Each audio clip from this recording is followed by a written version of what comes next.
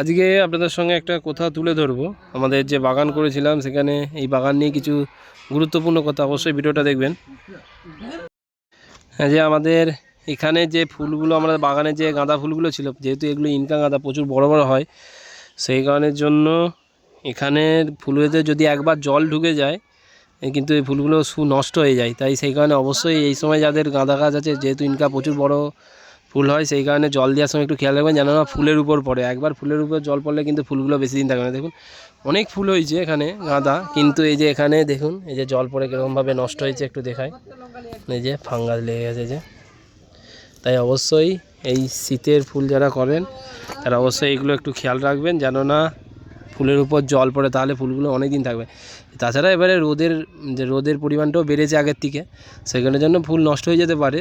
তবুও চেষ্টা করবেন যেন না জল পড়ে, তাহলে অনেক দিন পর্যন্ত থাকবে। আমরা এই ফুলগুলোকে কেটে দিচ্ছি, কেটে যেখানে জড়ো করেছি এইগুলো থেকে দেখি এইগুলো আবার মাটিতে দিয়ে এখান থেকে জৈব কিছু যদি করা যায়।